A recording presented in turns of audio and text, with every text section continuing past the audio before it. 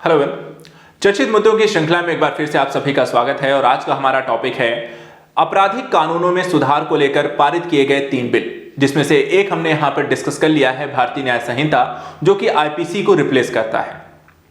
आज का वीडियो है सीआरपीसी को रिप्लेस करने वाले भारतीय नागरिक सुरक्षा संहिता पर। सीआरपीसी को रिप्लेस करते हुए इस बिल में क्या नए प्रावधान लाए गए हैं, जांच प्रक्रिया में फोरेंसिक की रिपोर्ट्स के क्या मायने होंगे, उंगलियों की छाप जिसे हम फिंगरप्रिंट कहते हैं उसको लेकर के क्या प्रावधान है, फोरेंसिक डिटेल्स में यहाँ पर डिजिटल सबूतों को लेकर के क्या प्रावधान लेकर आए गए हैं, सजा और कार्यवाही को लेकर के क्या दंड होंगे, और ऐसी कई सारी प्रविधियां, इनको लेकर के हम विस्तार से इसमें डिस्कस करेंगे। तो सबसे पहले यहाँ पर थोड़ा सा सीआरपीसी के बारे में समझते हैं और उसके बाद फिर यहाँ पर नए कानून को लेकर नए प्रावधानों के बारे में। चलिए सबसे पहले यहाँ पे देखते हैं। देखिए, दंड प्रक्रिया संहिता जिसको हम आईपीसी कहते हैं 1973, और भारतीय दंड संहिता 1860 आईपीसी यहां पर कहते हैं। तो सीआरपीसी दंड प्रक्रिया संहिता और आईपीसी जिसे हम भारतीय दंड संहिता को लागू करने के लिए स्थापित प्रक्रियात्मक कानूनों को लेकर के अपराधों की जांच, उनकी गिरफ्तारी, अभियोजन, जमानत की प्रक्रिया को यह नियंत्रित करता है। भारत में देखा जाए तो कानूनी प्रणालियों की बहुलता की समस्या के समाधान को लेकर के पहली बार सीआरपीसी 1861 में यहां पे पारित किया गया। तब से इसे कई मौकों पे संशोधित किया जा चुका है।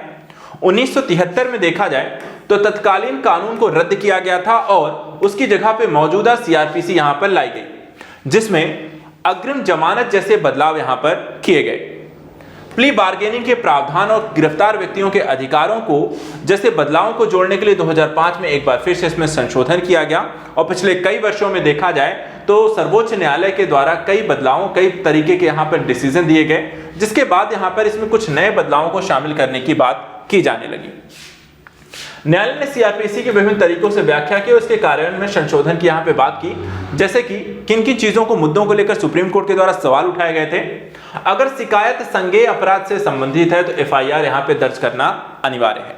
दूसरा, 7 साल से कम कारावास की सजा होने पर गिरफ्तारी को यहाँ पे अपवाद बनाना। तीसरा, जमानती अपराध के लिए जमानत सुनिश्चित करना और पूर्ण और अपरिहार्य अधिकार, ऐसे मामले जो किसी स्वविवेक का यहाँ पे प्रयोग नहीं किया जाए। न्यायालय ने हिरासत में पूछताछ के लिए यहाँ पे दिशा निर्देशों को स्थापित करने और साथ ही साथ त्वरित सुनवाई के महत्व पर यहाँ पर जोर दिया था। प्रक्रियात्मक पहलुओं पर फैसला यहाँ पर इत्यादि सुनाया गया। हालांकि आपराधिक न्याय प्रणाली को लंबित मामलों, मुकदमे में देरी, वंचित समूहों के साथ व्यवहार जैसी चुनौतियों में सामना लगातार करना पड़ रहा है। दंड प्रक्रिया संहिता 1973 सीआरपीसी का स्थान लेने वाली भारतीय नागरिक सुरक्षा संहिता 2023 को 11 अगस्त 2023 को देखा जाए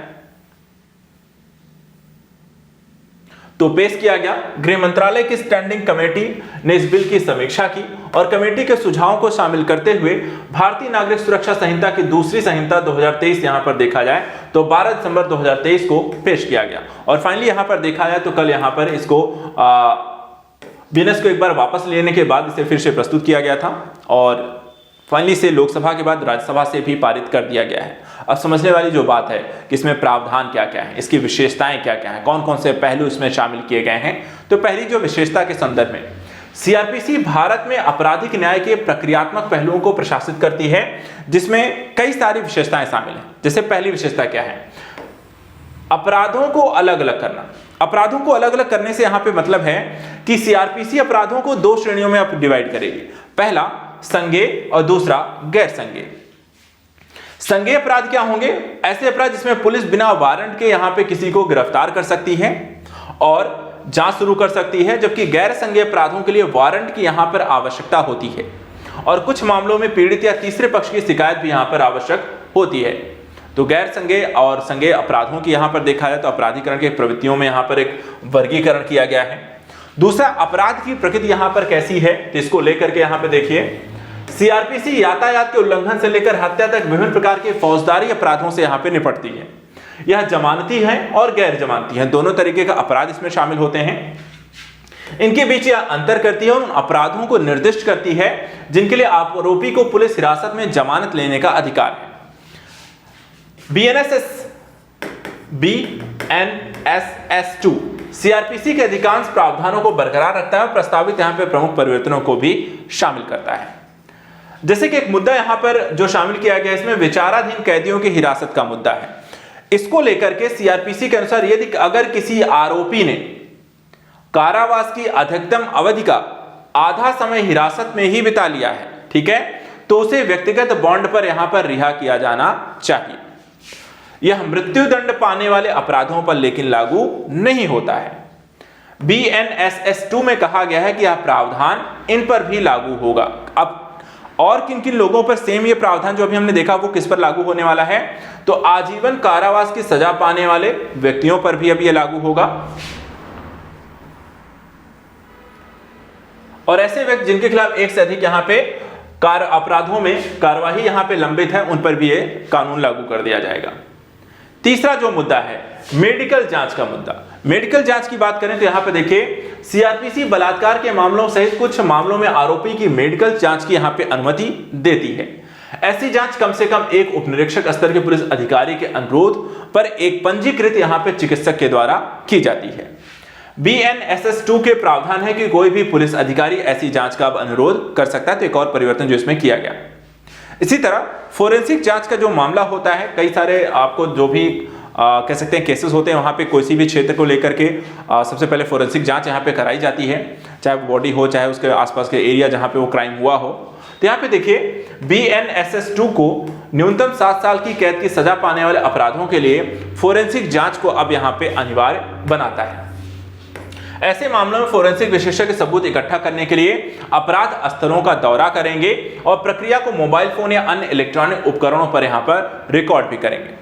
अगर किसी राज्य में फोरेंसिक सुविधा नहीं है तो वह दूसरे राज्य से यहां पर सुविधा का उपयोग कर सकते हैं, उनसे यहां पर सहायता मांग सकते हैं। इसी तरीके से हस्ताक्षर और उंगलियों के निशान को लेकर भी देखा जाए तो इसमें प्रावधान किए गए हैं, जैसे कि सीआरपीसी एक मजिस्ट्रेट को किसी भी व्यक्ति का नमूना जैसे कि हस्ताक्षर हो गए या उसकी लिखावट इत्यादि हो गई, ठीक है, उसको प्रदान करने का यहां पे आदेश देने का अधिकार देता है। साथ ही BNSS 2 में इसका विस्तार करते हुए उंगलियों के निशान और आवाज के नमूनों को भी अब इसमें शामिल किया जाएगा। अब सिर्फ हस्ताक्षर और लिखावट ही नहीं, बल्कि वहां पर आपसे आपकी उंगलियों के निशान और यहां पर आपकी आवाज का नमूना भी मांगा जा सकता है। यह इन नमूनों को ऐसे व्यक्ति से एकत्र करने की अनुमति देता है जिसे गिरफ्तार नहीं किया गया है, उससे भी आप एकत्र कर सकते हैं। इसी तरह प्रक्रियाओं के लिए जो समय सीमा है उसको भी यहां पर यह निर्दिष्ट किया गया कि BNSS 2 को में विभिन्न प्रक्रियाओं के लिए समय सीमा निर्धारित करता है, जैसे कि बलात्कार पीड़ितों की जांच करने वाले चिकित्सकों को 7 दिनों के भीतर जांच अधिकारी को अपनी रिपोर्ट सौंपनी होगी और बहस पूरी होने के लिए यहां पर 30 दिनों के भीतर यहां पर फैसला देना होगा। 45 दिनों तक इसे बढ़ाया जा सकता है। पीड़िता को 90 दिनों के भीतर जांच की प्रगति के बारे में यहां पे बताना होगा और सत्र अदालत द्वारा आरोपों की सुनवाई जो होगी 60 दिनों के भीतर यहां पे आरोप आपको तय करने होंगे। तो ये सारे यहां पे देखा जाए तो अब कोई भी कार्यवाही को लेकर के अनिश्चितकालीन एक प्रक्रिया नहीं चलेगी। अब एक तय समय के अंदर एक कार्यवाही को यहां पे सुनिश्चित करना होगा। अदालतों की हेराफेरी के मुद्दे को लेकर के देखा जाए तो यहां पर कुछ कार्यवाही भी की जाएंगी, जैसे कि सीआरपीसी भारत में फौजदारी मामलों में फैसले के अदालतों की एक हेराफेरी तय करती है और ये अदालतें इस प्रकार हैं, जैसे कि मजिस्ट्रेट अदालतें। अधिकांश फौजदारी मामलों की सुनवाई के लिए जिम्मेदारी यहां पर अधीनस्थ अदालतों के पास होती हैं। सत्र अदालतें सत्र न्यायाधीश की अध्यक्षता में मजिस्ट्रेट अदालतों से यहां पे अपील सुनती हैं। उच्च न्यायालय के पास फौजदारी मामले और अपीलों के सुनने और निर्णय लेने का अंतर्निहित यहाँ पे अधिकार है और सर्वोच्च न्यायालय जो है उच्च न्यायालयों से अपील सुनता है, कुछ मामलों में अपने मूल क्षेत्र अधिकार का भी प्रयोग करता है। सीआरपीसी राज्य सरकारों को 10 लाख से अधिक आबादी वाले किसी भी शहर में देखा जाए तो यहाँ पर इस तरीके के कह सकते हैं मामलों की जो सुनवाई होती है उनको यहाँ पर वो सुन सकता है। तो यहाँ पर एक क्रमबद्ध तरीके से जो न्यायालय हैं उनकी प्रक्रियागत कार्य प्रक्रियाएं कैसे होंगी, कौन किन मामलों को सुन सकता है, उनके यहाँ पे दिशा निर्देशन को भी ये तय करता है।